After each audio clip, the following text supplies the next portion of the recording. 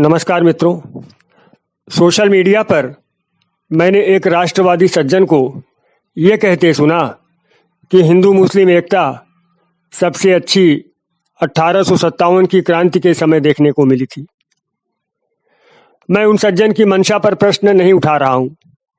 निस्संदेह वे राष्ट्रवादी हैं और सनातनी हिंदू हैं, लेकिन गलतफहमी तो दूर करनी पड़ेगी।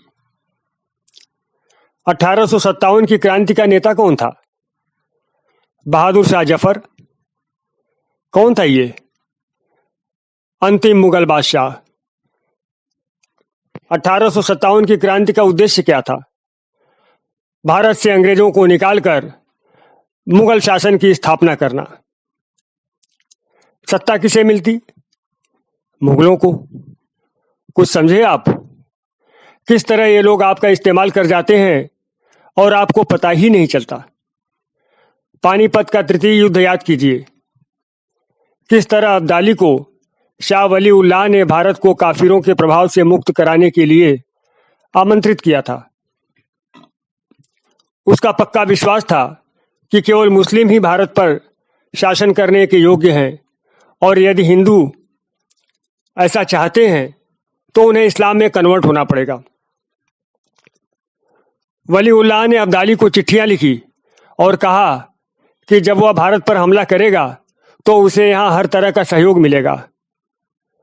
वली उल्लाह ने उससे यह भी कहा कि यह उसका धार्मिक कर्तव्य है, उसका फर्ज है कि वह मुसलमानों की सहायता करे और उन्हें काफिरों से बचाए। परिणाम यह हुआ कि अब्दाली ने भारत पर हमले किए और 1761 में पानीपत के तृतीय युद्ध में मराठों की हार हुई।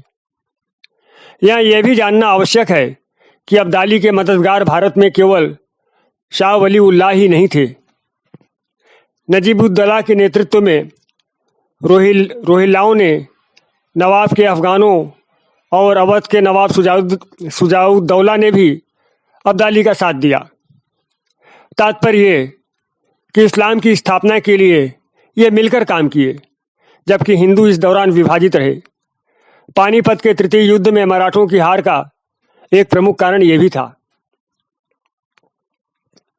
वास्तव में इन लोगों की मानसिकता को समझने के लिए इतिहास को व्यापक परिप्रेक्ष्य में समझना जरूरी है। यह नहीं कि हिंदू मुस्लिम मिलकर लड़े तो यह हिंदू मुस्लिम एकता हो गई। वास्तव में यह मुसलमानों द्वारा हिंदुओं को यूज करना था, जैसे अभी भी ये लोग जय भीम जय मीम बोलकर कुछ लोगों को कर रहे हैं, और भी कई तरह के नारे गढ़कर हिंदुओं में से कुछ लोगों को अपने साथ मिलाते हैं, क्योंकि ये जानते हैं कि भारत हिंदू बहुल देश है।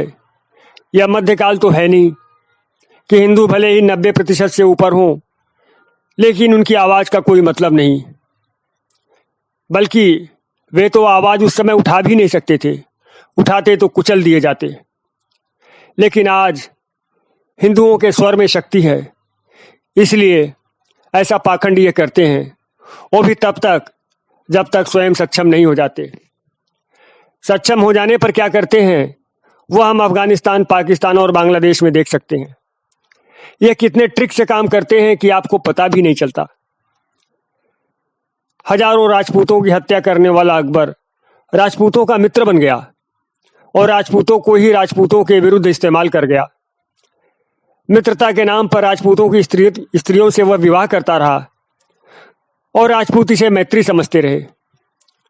कोई आप पर दबाव बनाकर आपकी स्त्रियां ब्याहे तो आप उसे मित्रता कहेंगे कि मजबूरी?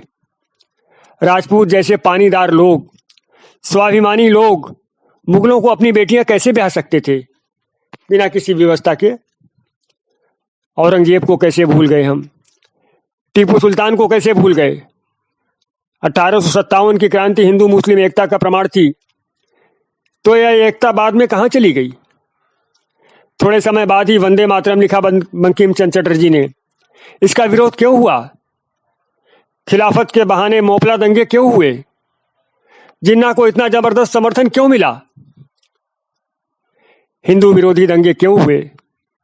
अब ये मत कहिएगा कि अंग्रेजों की फूट डालो राज करो की नीति थी। ये पढ़ पढ़ के हम परेशान हो चुके हैं।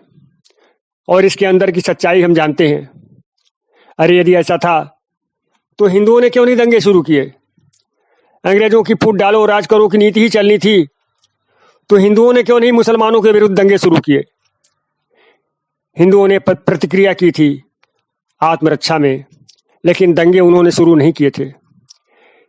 ये लोग हजारों साल तक हिंदुओं को धर्मांतरित करते रहे, लेकिन जब स्वामी श्रद्धानंद ने घर वापसी का कार्यक्रम चलाया तो उन्हें मार दिया गया। ये एक तरफा सौहार्द हमसे नहीं निभता, ये एक तरफा प्यार हमसे नहीं करते बनता। श्रद्धानंद की हत्या 23 दिसंबर 1926 को हुई थी। 5 वर्ष बाद इस हत्या के 100 वर्ष हो जाएंगे। श्रद्धानंद की मृत्यु पर महात्मा गांधी की प्रतिक्रिया तो और भी क्षुब्ध करने वाली थी। यह जले पर नमक छिड़कने जैसा था। गुवाहाटी में आयोजित कांग्रेस के अधिवेशन में उन्होंने कहा कि वे श्रद्धानंद जी के हत्यारे अब्दुल रशीद को दोषी नहीं मानते। वास्तव में दोषी तो वे लोग हैं जिन्होंने एक दूसरे के विरुद्ध घृणा की भावना उत्पन्न की। वाह रे श्रद्धांजलि! करोड़ों हिंदुओं को तलवार की नोक पर जजिया के दबाव में और अपना सम्मान बचाने की व्यवस्था में कन्वर्ट कर दिया गया। वह प्यार था, और जब कुछ लोग अपनी इच्छा से घर वापसी करें तो यह घृणा फैलाना है। मित्रों, इतिहास को खंड खंड में देखने का प्रयास मत कीजिए। इतिहास की एक धारा होती है, उस समग्र धारा को पकड़िए। और इनकी मानसिकता तो उसी समय पता चल गई थी जब देवल में हिंदू से मुसलमान बना एक व्यक्ति अपने ही राजा दाहिर को अभिवादन करने से मना कर देता है और कहता है कि इस्लाम अपनाने के बाद अब उसकी निष्ठा केवल इस्लाम के प्रति है, किसी राजा वाजा के प्रति नहीं है। 1857 की क्रांति यदि सफल हो जाती तो क्या होता? भारत में मुगल शासन स्थापित हो जाता। क्या वह ठीक होता हमारे लिए? अरे मुगलों से अच्छे तो अंग्रेजी थे हमारे लिए। उन्होंने जजिया तो नहीं लगाया। धर्मांतरण हुआ, लेकिन ईसाई मिशनरियों द्वारा हुआ। गर्दन पर तलवार रखकर सत्ता द्वारा तो धर्मांतरण नहीं किया गया। चर्च बनाए गए, लेकिन मंदिर तोड़कर तो नहीं बनाए गए। हमारी माताओं बहनों को माले गनीमत कहकर उठाया तो नहीं गया। तर्क देते हैं कि अंग्रेज इसलिए बुरे थे क्योंकि उन्होंने कभी भी भारत को अपना देश नहीं समझा। वे यहाँ इंग्लिश पीपल बन के रहे, जबकि मुगलों, तुर्कों, अफगानों आदि ने इस देश को अपना देश समझा। अरे यही तो रोना है। लूटा तो दोनों ने, पर एक लूट कर चला गया, दूसरा लूट कर यहीं टिक गया। 1757 की प्लासी की लड़ाई से भारत में अंग्रेजी साम्राज्य की स्थापना मानी जाती है। इसके पहले भारत में मुगल साम्राज्य नहीं के बराबर रह गया था। मुगलों की हुकूमत लाल किले से पालम तक मानी जाती थी। भारत पर सिक्का तो मराठों का चलता था। सिख और जाट भी प्रभावशाली हो रहे थे, लेकिन तभी अंग्रेज आ गए। अब वे प्रभावशाली बन गए। बंगाल में उन्होंने सिराजुद्दौला को हटा दिया। 1764 के बक्सर के युद्ध में बंगाल के नवाब मीर कासिम, अवध के नवाब शुजाउद्दौला और मुगल बादशाह शाह आलम द्वितीय की संयुक्त शक्ति को अंग्रेजों ने परास्त कर दिया। इससे हुआ ये कि बंगाल भले ही अंग्रेजों के नियंत्रण में पहले ही आ चुका था, लेकिन नाम मात्र को नवाब अभी भी था वहां। अब वह नाम मात्र का नवाब भी न रहा। क्लाइव यहाँ का पहला गवर्नर बना। अवध अंग्रेजों के अधीन आ गया। रही बात मुगलों की, तो भले ही उनकी सत्ता टूट चुकी थी, लेकिन प्रतीकात्मक महत्व तो था उनका। अब यह महत्व भी न रहा। मुगल बादशाह अब अंग्रेजों का पेंशन भोगी बन गया। 1856 में अवध पर नवाबों की नाम मात्र की सत्ता भी समाप्त हो गई और उसे ब्रिटिश साम्राज्य में मिला लिया गया। ये स्थितियां मुसलमानों के लिए स्वीकार्य नहीं थी। शाह वली उल्लाह को पुनः याद कीजिए। ये लोग पहले ही काफिर हिंदुओं को हटाने के लिए प्रयास कर रहे थे, लेकिन अब तो एक और काफिर आ गए जो कि अंग्रेज थे। लेकिन अंग्रेजों से वे अपने अकेले दम पर नहीं लड़ सकते थे। एक काफिर से निपटने के लिए उन्होंने दूसरे काफिर को साथ मिलाने की नीति अपनाई। यह इनकी पुरानी नीति है, लेकिन बाद में ये इस दूसरे वाले काफिर को भी निपटा देते हैं। सिंध पर मोहम्मद बिन कासिम के हमले के समय ऐसा देखा हमने। जिन बौद्धों ने इनका साथ दिया था, बाद में उन्हें भी निपटाया गया। इसी तरह जोगेंद्रनाथ मंडल का साथ लेकर उन्हें और उनके समर्थकों को निपटाया। इनका चरित्र समझना आवश्यक है।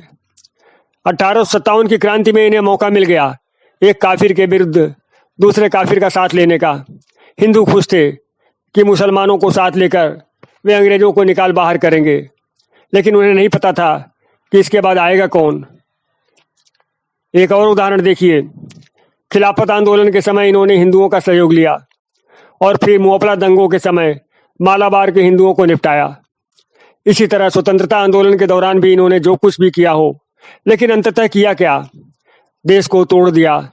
केवल देश को ही नहीं तोड़ा, देश की संस्कृति पर भी, देश के बहुसंख्यक लोगों पर भी अनिर्वचनीय अत्याचार किए, उनका नरसंहार किया।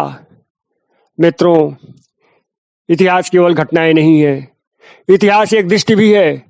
इस दृष्टि को स्पष्ट रखिए।